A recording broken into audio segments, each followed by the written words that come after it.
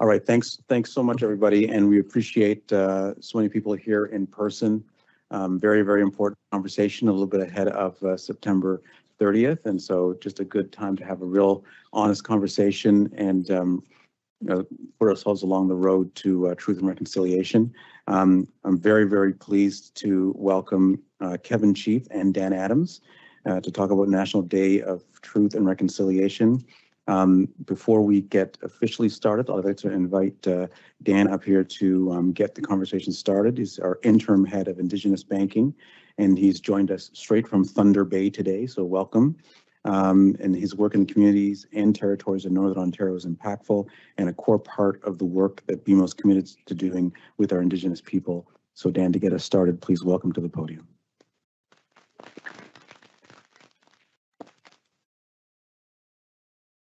Miigwech Del Ani Buju Dan Adams Nishnataz Anemki Wikadong Nindanuji Miigwech Bidnigan Mamawe Menashawan. In the Anishinaabe dialect of the Ojibwe language, that was a greeting, which meant, hello, greetings, my name is Dan Adams. I live in Thunder Bay. Thank you for the welcome, all together with respect. I'm not Indigenous. However, my children are. They're members of Sagin First Nation in Treaty 1.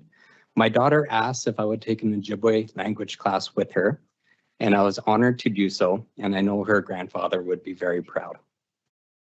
I'm the interim head of BMO's Indigenous Banking Unit. I've been in the financial industry for 24 years, 14 with BMO.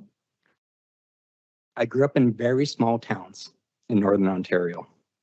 Our own reconciliation journeys are all very different and very personal. I'm an ally. However, as a father to Anishinaabe daughters, a relative, a friend, a trusted banking partner to Indigenous leaders, my personal reconciliation, I always feel that I need to do more. So how I do more is I speak up. I share knowledge that was shared with me. If everyone is comfortable with being the same, change doesn't happen. So if you want to change, go be uncomfortable for 1 minute. With an open heart and an open mind, start learning. Read a book from an Indigenous author. Take a history course. Attend a powwow and learn some traditional ceremonies. And the most impactful, be a friend and listen. The uncomfortableness will soon become love and understanding. So let's do that land acknowledgement. So instead of just doing a land acknowledgement, I thought we'd slow it down, we'll do it together, and we'll learn. So again, I'm not Indigenous, so I'm a great choice to do a land acknowledgement. Can you imagine asking an Indigenous person to acknowledge their own land? Sometimes that land could be unceded or treaties were breached. So I'm visiting Toronto today, so let's educate ourselves. Just like Chicago or Milwaukee or Ottawa, Toronto is an Indigenous word. Did you know that Toronto means where trees stand in water in Mohawk? It also means where people meet in Ojibwe. So if you're getting the sense that this area was used by several Indigenous nations over the years, you're right. So let's start that acknowledgement. We're gathered here today in Toronto. We acknowledge the land that has been the traditional territory of the Indigenous nations, including the Huron-Wendat, the Haudenosaunee, the Anishinaabeg, and the Mississaugas of the Credit. Okay, let's stop here for a second. So that brought us to about the beginning of colonization. What about the last 300 years in Toronto? So let's say this. We also recognize First Nations people, the Inuit and Métis, for their rich contributions to the vibrancy of the city today. We're grateful for the opportunity to live and work on these traditional lands. So the message is, all land acknowledgements are not the same. So start your journey to learn the real history from where you're from, and on special occasions, say your acknowledgement, but say it with knowledge and thoughtfulness. There's 3 different keys. First one is be sincere, then educate, and then do it with a purpose of reconciliation. So where are we with BMO? So BMO's 3 pillars to boldly grow the good in Indigenous segments are all part of walking the right path of reconciliation. So the first one is education. As the Honorable Murray Sinclair said, education is what got us here. Education will get us out. So BMO provides all employees and the world the real history of Canada from an Indigenous perspective through Nishnawtamanen, our e-learning course. As well, we do education sessions just like this. BMO also provides financial literacy education for First Nation communities. The second one is employment. Increasing our Indigenous workforce, internships, and providing more offices and opportunities for Indigenous employees in their Indigenous communities is really important. Number 3 is economic empowerment. So that's led by the Indigenous Banking Unit. BMO is a leader in providing banking solutions to Indigenous governments and communities with over $8 billion across the country. So there's still more work to do. We got to be better, but we're on the right path of reconciliation. And if you don't feel it yet, keep learning. Develop personal friendships, and one day you'll also feel it in your heart. And when that happens, you'll know you're on the right path as well. Thank you, Miigwech. Awesome.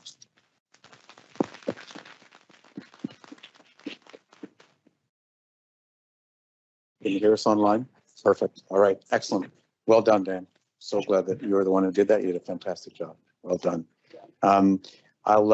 I'll make sure I introduce Kevin before we get started, but just for people online, we are going to have Q&A at the end, but as we're going along, people can go into the chat and put in your comments, put your questions in on the chat, and then at the end, we'll also have a Q&A session, and if people want to chime in online, we can do that. We can do that then. So let's make sure we do that. I'll introduce Kevin. Kevin is Principal Chief Partnerships Manitoba. He currently works in the field of education, both Kevin and his wife. His wife's a teacher as well, and Hayden, their son, is here. He's skipping school, but we're giving him a break today. But he's in the field of education, training, and employment to build relationships that strengthen communities. Kevin spent several years with the provincial government of Manitoba as a cabinet minister, becoming Minister of Children and Youth Opportunities in 2012, Minister responsible for the City of Winnipeg in 2013, and Minister of Jobs and Economy in 2014. He spent over a decade working in education and is absolutely passionate about inspiring young people to overcome adversity and achieve their full potential. So we're going to have a conversation here as we go along. Dan's going to jump in when possible, but we're going to learn a lot today from Kevin. So I'll ask you, Kevin, to just do a few opening remarks on. Sure, it's wonderful to be here. Thank you, Del. And of course, it was a great opening with Dan. And I got to give a shout out to my son who's here. First time on a flight, and I wanted him to be able to be part of today's event. For Indigenous people, as we know, reconciliation is about as personal as it gets. For many people who aren't Indigenous, much of the learning is coming from professional settings. So if there's ways we can try to close that gap, I think conversations like this are key to that. As Del said, I'm a husband. I have 3 young sons. My sons are Hayden. He's got a little brother who's 9, and my youngest is 7. I'm a former politician, so I grew up with a single father since I was 5, and my dad ultimately passed away from alcoholism when I was 18. And what I'm probably most known for is the neighborhood that I was born and raised in. If you were to take a postal code, I was literally representing one of the most lowest income postal codes in an urban area in the entire nation. And so it's very humbling when you go into the legislature and represent a community of people who've done so much for you. I also should let you know that I'm a high step and square dancer. And so when I was in politics, I was known as Canada's only jigging politician. So I did find my way, though, my time at the Business Council of Manitoba. I developed a very good friendship with John McCauley, and we started to work together once I sort of retired from politics. And then I developed a wonderful relationship with Mike Bonner and joined the National Indigenous Advisory Council. So I've been doing work with BMO for a number of years now. So I'm quite proud of the work, and I was very humbled when Del asked me to join all of you today. I do want to say, though, the most common question I get continues to be on land acknowledgements, territorial acknowledgements. Should we do them? Why are we doing them? How do we do them?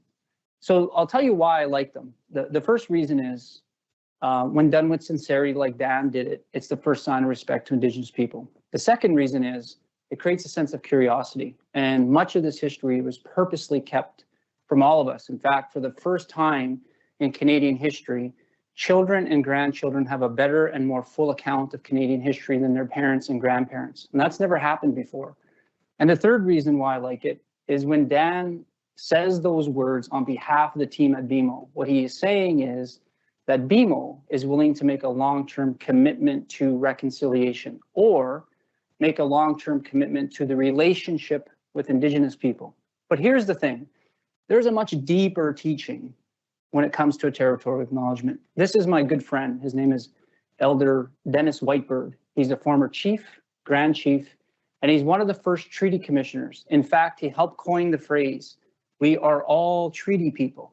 Now, he shared this story with me in this image you see at an elders gathering, and I asked for permission to share it, and he said, of course. When he was a young boy, he ran away from residential school. His dad was often in the bush for months at a time, and he had a younger brother and sister. One was a baby and toddler. So his mom was at home with his brother and sister. They were too small to go to school. And because of the abuse at residential school, he ran away.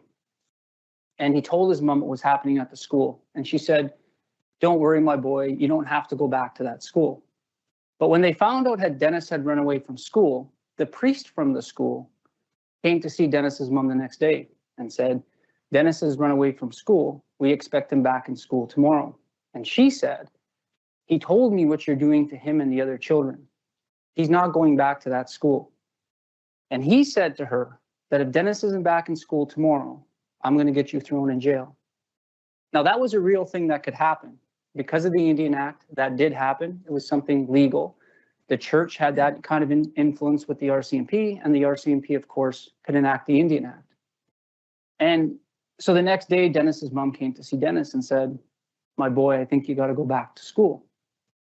And he said, "Mom, I told you what's happening in that school. I don't want to go back." And he said, the anguish in her face to tell him that if he didn't go back, she might have to go to jail. These were the kinds of stories that so many survivors had carried. What I want you to know about Elder Dennis Whitebird, and I really do hope one day you get to meet him, him and all the survivors who came forward to share similar stories. He's not bitter. He's not resentful. He carries no hate in his heart. In fact, Elder Whitebird has committed his entire life to those ideals of living in treaty, those ethical agreements, those spiritual, those legal agreements, those spiritual agreements that were purposely signed under the covenant of the Creator. So why would somebody who went through that kind of abuse as a little boy commit himself to a spiritual covenant that was signed so many years ago? What does it mean to live in treaty together? Well, what it means to me is simply this, where a young white girl gets to be friends with a young black boy. And both of those children get to be friends with a young Indigenous girl. And all three of these children have equal opportunity to be able to say that they're proud of who they are, that they're proud of where they're from. And they get to live amongst a community of people who believe that every child is born with a gift, that every child has a natural talent, and there will be a collective community effort to enrich the gifts and talents of all children. Think about the words that we use every day: diversity, equality, inclusion. They were written into these treaties. What it means to live in treaty, its heart, is simply this: that no matter who you are or where you come from in this world, no matter who you are or where you come from in this province, when we gather here together today, in this place, in this time, we want you to know one thing: that you belong, that we all belong here together. And I believe that when Dan takes the time to build the relationships and he utters those words with sincerity, he honors Elder Dennis Whitebird. And I believe when Dell takes the time to give us a platform to have a conversation like this with the son of a residential school survivor, where his grandson gets to witness it, I believe we honor not only my dad, but every survivor who came forward to share their stories, to remind us to live up to that original ideal. Amazing, Kevin.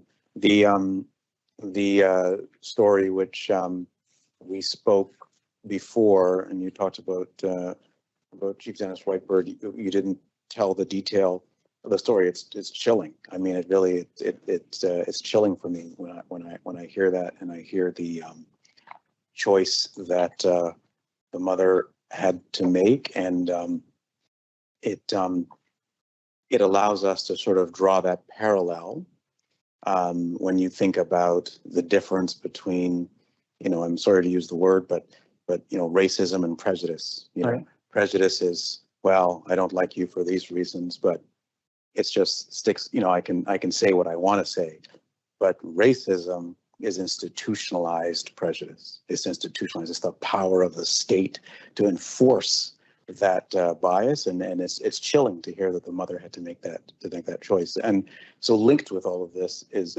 go ahead. And I do got to say Mhm. that I did read your wonderful paper, Yeah. June 2020, Okay, and I think it's Ubuntu. Ubuntu. Oh yes. Oh wow, you read that. Thank you. Right. The heart of that, I believe, mhm. from your paper, Yeah. coming off of course, the tragedy of George Floyd Yes, was yes. was one of belonging, and you Yes. actually pointed that out quite eloquently. And I think Yeah. that I don't think that's a coincidence. Correct. Right. Correct. No. Thank you. Thank you for reading that. They Yeah. haven't read it. Should read it. Thank you. Linked in all of this, obviously, Kevin, is what we're doing September 30th, all around Truth and Reconciliation, Orange Shirt Day. Maybe talk a little bit more about how that all comes together and the importance of that. Well, you know what happened is I'm a former legislator, Yeah. and I spent a lot of time looking at provincial, but a lot of the House of Commons, particularly around children and on poverty issues. And I got a call from a friend who told me that Call to Action 80 had been passed unanimously in the House of Commons. Mhm. And I couldn't figure out, well, first off, he had to remind me what Call to Action 80 was, because when the survivors had asked for that call to action, Yeah. 7 years had passed. Right. And he said that the survivors had asked for a National Day of Truth and Reconciliation. And I couldn't figure out how did that get passed unanimously on the eve of a federal election? Because any opposition in government is not going to give that kind of win going into an election. So it's very hard to pass legislation on eve of an election. That's all political parties. And then how did it get passed in record time? It sat there for 7 years. Like, why, boom, did it get done? Then I realized, and what I thought was, most of us were sitting at home on a Friday evening at 6 p.m. We saw the news come out of Kamloops, BC. And we saw how children in this country were not treated as human beings in life, and they certainly weren't treated as human beings in death. We heard that tragic story, and the story since then come across the country of the unmarked graves. And then I realized that there was a collective voice of Canadians with open hearts and open minds that said, something needs to change.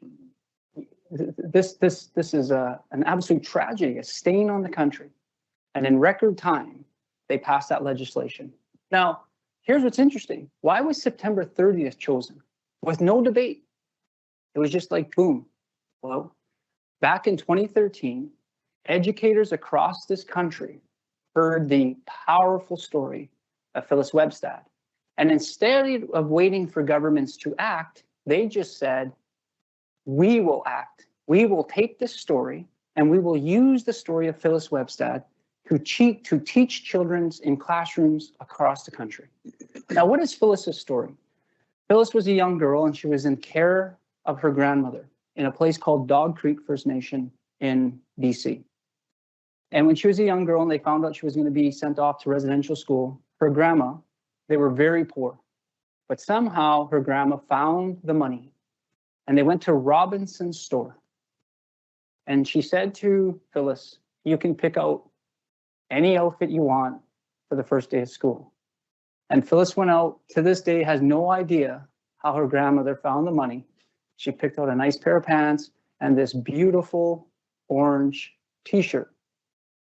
And there was a lot of promise on that first day. But then she realized when she got to that school, how she got treated immediately. Now, here's the thing. As soon as she walked in the door, she remembers the immediate feeling. She felt unwelcome. Now, here's what you should know, here, everyone here, and of course, listening online. If you were ever made to feel unwelcome in a place, you will never, ever go back to that place. So when she tried to explain to the people at the school who her grandmother was, she realized her grandma didn't matter. Then she tried to explain about her clothes. As they stripped them away, she didn't want them to throw it away. She realized her clothes didn't matter. And then the days that followed, the weeks that followed, the months that followed, the years that followed, her eyes would fill up with tears. And it was a constant reminder that her feelings didn't matter. And that's why we say every child matters. She decided to share the story because she tried to carry it. And like so many survivors, if you try to carry hurt and pain because you don't want to pass that kind of burden down to your children and grandchildren, it doesn't just stay in you, it manifests and it grows. And so many people, to deal with that pain, is they reach to things like alcohol. And that's a gateway drug to a whole bunch of hurt problems. She realized it was killing her. And she needed to share it. And she believed that she was a point in her life, if she shared that story, maybe people would listen. Maybe people would believe her. And maybe they would believe her with so much depth that they would try to do something with it. Maybe she could take a simple story and build an understanding across the country.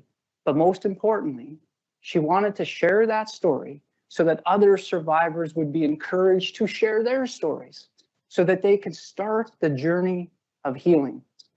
And we see these images across the country now on September 30th of our collective communities coming together to heal. A reminder every year of how important it is to remember this history. And you don't have to walk this journey alone. And again, one of the things that I think is so important was her hope and dream and aspirations to share that story for the first time, was that maybe one day she could get it on platforms like this, that maybe her story could be heard in a way that people could start building some understanding about not only the tragic history, but of course the impacts that we see every day until now. Yeah, no, it's very powerful. And like you said, I mean, you learn so much from people's experiences. We want to hear a little bit about your experience. And, you know, when you talk about the Kamloops situation, when you talk about what happened, you know, sometimes we can kind of convince ourselves and say, well, you know, they meant well, right? It's just an accident. You know, my father's born in the Zulu homelands in South Africa. And the apartheid government, when it came in, the first prime minister of the apartheid government was a psychologist. And he looked around the world and he said, you know, I really got to get these Zulu and Xhosa, these First Nations people, under control. Who around the world is an example that I can use? And what was the greatest example that he could find? Who was the most intentional and the most successful at dominating their First Nations? Was Canada. Yeah. So he sent people here to learn how to properly and effectively create the apartheid system. So it wasn't by accident. Yeah. It wasn't by mistake.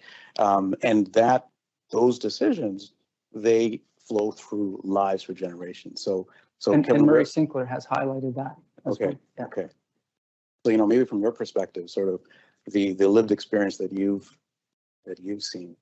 You know, the lived experience of Indigenous people, I think, is a big part of us trying to learn and understand about the journey of reconciliation. On the eve of the last federal election, I saw this image come up, And I was sitting at home on a Saturday, and as I read the story, my eyes filled with tears.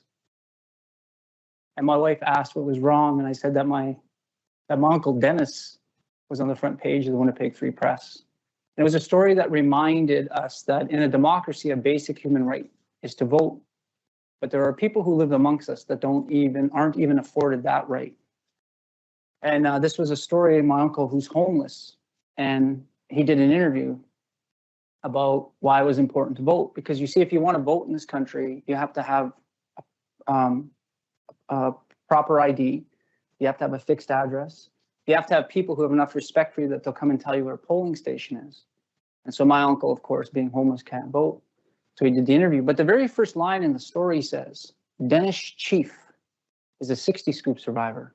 And I thought to myself, for sure, Eva Wozni, the journalist, had to learn about this history, because she wouldn't have learned that anywhere. And I believe it made her a better journalist, because instead of this being a story of hopelessness, it became a story of resiliency.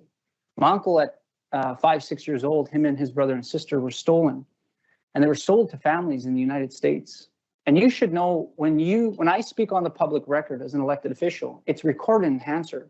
So we had members of parliament that would stand up in the House of Commons and brag that we would sell children to families in the States. In fact, it's recorded on the public record, we get more money if we sold twins, Indigenous twins. So of course, my uncle, with no love from his family, no sense of belonging, found himself in the youth criminal justice system. Youth criminal justice system is a pipeline to prison. Prison is a pipeline to social assistance. And of course, that leads to homelessness. Now that's what happened, and that's not who he is. I met him when I was 14, and he came back. And one thing I noticed about him, even though my grandparents never raised him, he called them mom and dad till the day they died. And if you read the story, his quotes are filled with kindness, because he reminds people, you see all my family and friends that live with me in the street. If people don't vote and hold them accountable, they'll institutionalize all of us. Yeah. And he used that word because he knew what it meant. And he said, you know what institutionalize means? It means jail. Mm-hmm. And to this day, and even when he sees me, he'll give me a hug and tell me he loves me. Now, here's the thing. I'll share something with you. I don't like sharing this. I particularly don't like sharing it in front of my son. But if someone came to me not that long ago and said, Kevin, come here, I want to introduce you to somebody. And they took me and said, you see that man living in the street? That's your uncle. I might have been embarrassed. If I had to take my 3 young boys, Daxton, Kellen, and Hayden, and show them how my uncle lives, and say, that's your relative, I might have felt a sense of shame. That's a hard thing to know about yourself. It's harder to admit, but it's true. And I try to remind people that I went on the journey. Those survivors, they shared their stories. And in doing so, they remind us all who we are as Canadians. And in doing so, they reminded me of the importance of me starting a journey. And I wanted to learn a journey about my name, Chief. Where am I from? What does my name represent? Where am I from and whom am I from? And now when I see this picture and I see this image, I'm not embarrassed. I'm not ashamed. I'm proud.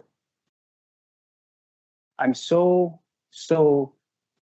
proud of him. But I know when people see him, I know the judgment that they pass. But here's the thing, when we pass judgment on people and we don't know the journey they've walked, nothing good comes from it.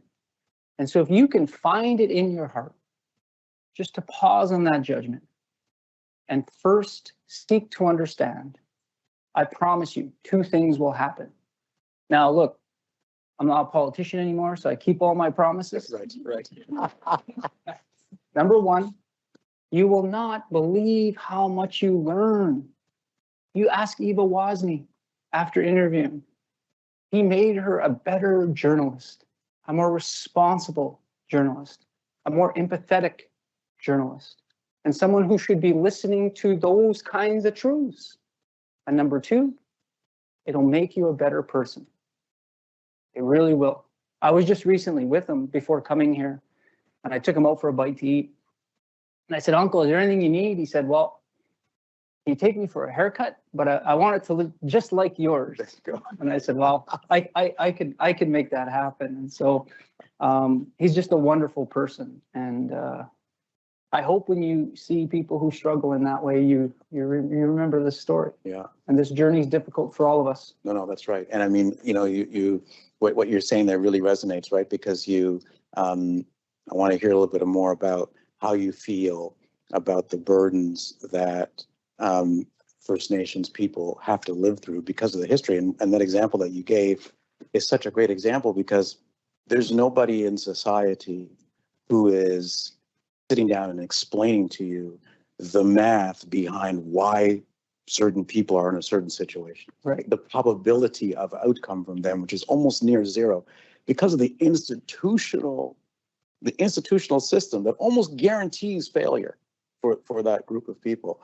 So, you know, how do people deal with that burden, and how do you explain it to your kids and help them to understand that, no, it's not that person's fault. These people will come here from another country and they'll say, I pulled myself up by my bootstraps.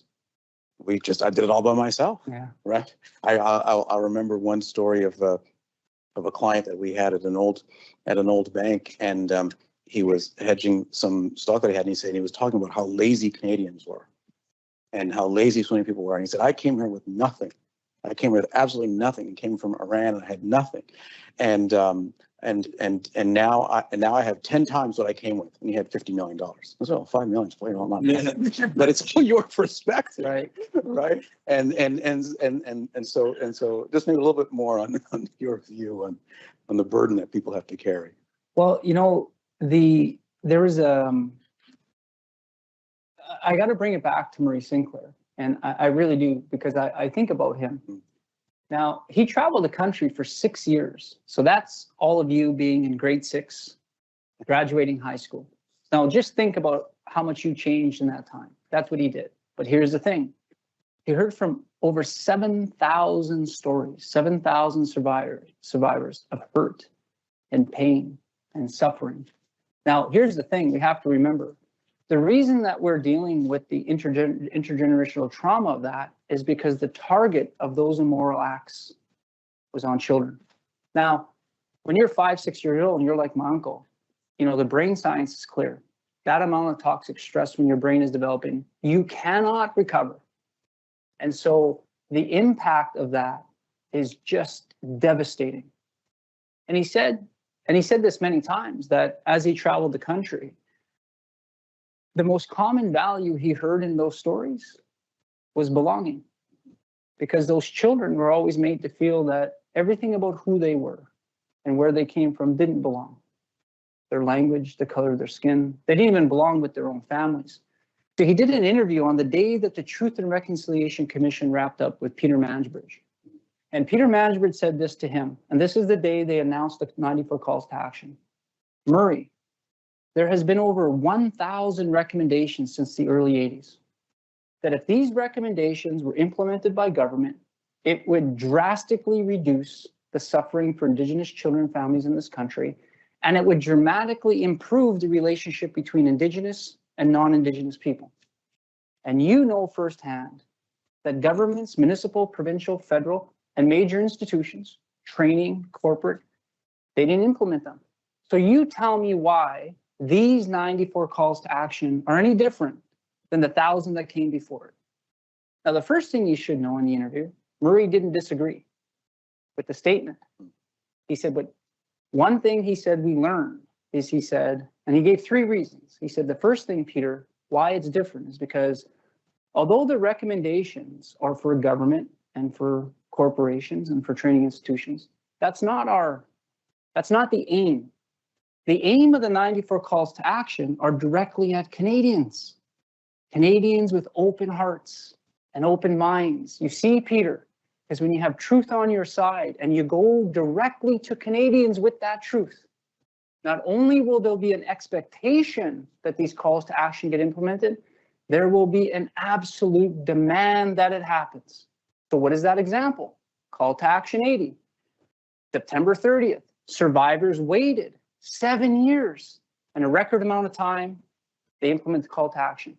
And every time a call to action is implemented, it improves the relationship and the lives of all Canadians.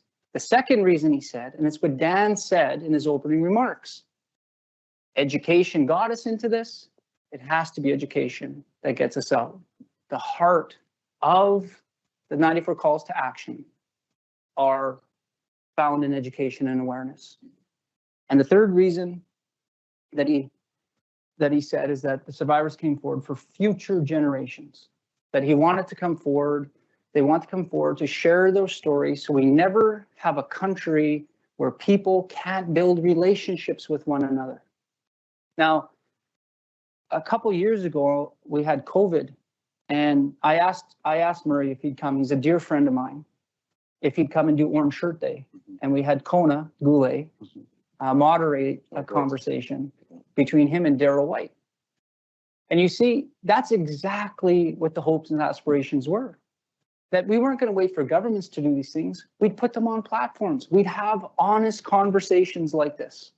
And we try to share these things in a way year after year after year. Many people believed that almost a decade ago, when the calls to action came out, they would last 2 years and then they would fade away. But yet, here I am on this huge platform, a major bank, continuing to talk about this. It's a testament to our values. It's a testament to who we want to be and the aspirations. And again, we honor survivors. Now, I do want to bring these voices in, if I can. Yeah, absolutely, Del, please, yes. because one of the things that we launched as part of the bank and as part of the National Indigenous Advisory Council here is something called Nishtatumwin. Because one of the things that we know is the fastest way to kill a culture is you kill the language first. That's why if you talk to any survivor, they will tell you they were most brutally victimized when they tried to speak their language. And so one of the things that we've tried to do, and the fastest dying languages in the country and North America, is the Indigenous languages. So look at it this way. If my colleagues here, a good friend of mine, his name is Ron Quaid, he's Filipino. If his parents didn't teach him how to speak Tagalog, there's a place in the world he can go to learn it. I have friends that are Portuguese, and they're always saying that they got to take their kids to Portugal to learn proper Portuguese. But don't take any offense to that. That's just what they tell me. There's a place in the world you can go. Yeah. But where do you go if we lose Cree, if we lose Anishinaabe, if we lose Soto, or any of the languages that Dan highlighted? If we lose them here, they're gone forever. And that makes all of our lives less culturally rich. So what should we do?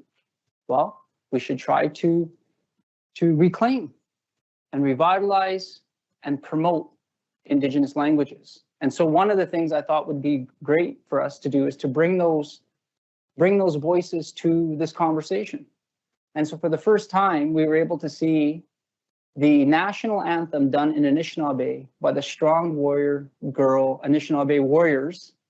And if you ever attend a Winnipeg Jets game, where I'm from Winnipeg, my home community is Pine Creek First Nation. All the fans stand and know when to yell True North. But all the local radio people are saying, Chief, how's a fan supposed to know when to yell True North? It's Anishinaabe. And I said, man, I have no idea. But they know. So let's see if 15,000 people figured out when to yell True North when it was done in Anishinaabe. And now, ladies and gentlemen, please give a warm Bell MTS Place welcome to the Strong Warrior Girls Anishinaabe singers who will perform our national anthem in Ojibwe.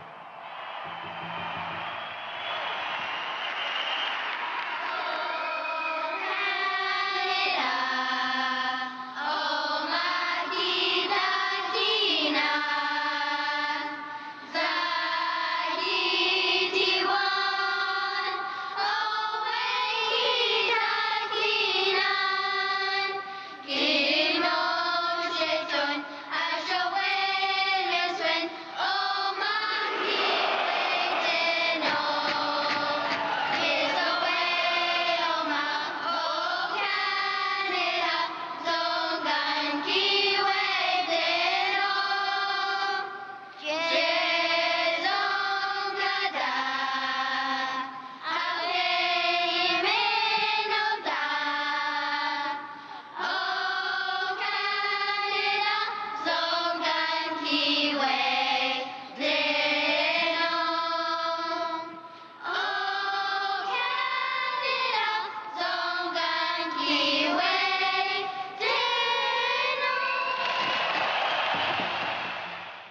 So something I want to share in that is that that's Elder Gloria Campbell. She's the elder from my community.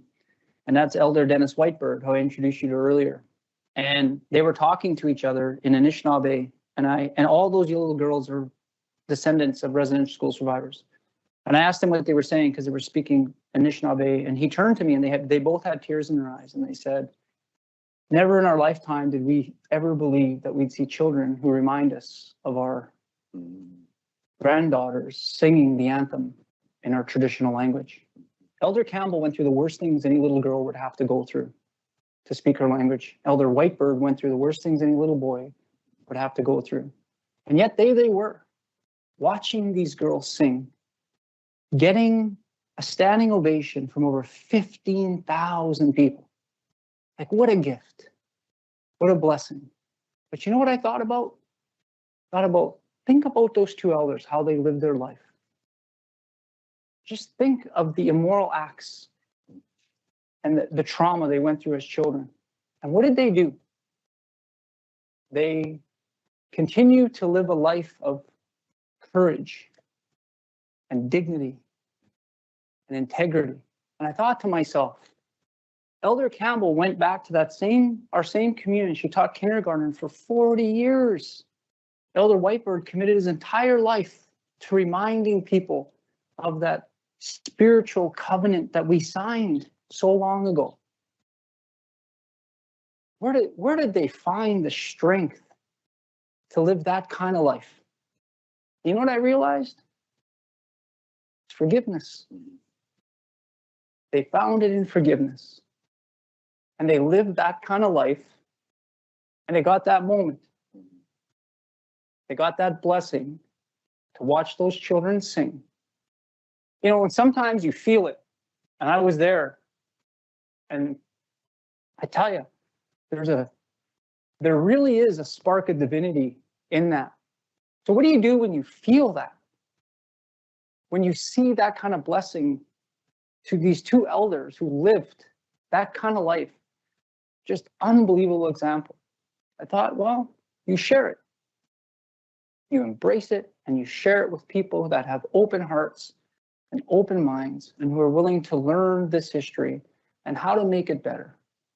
That's why the survivors had asked for September 30th to be a national day of truth and reconciliation. And that's why I think these conversations are critical for us to have year after year. So I thank you and I say Fantastic. Kichini Gwitch. Fantastic. Thanks, Kevin. It's outstanding.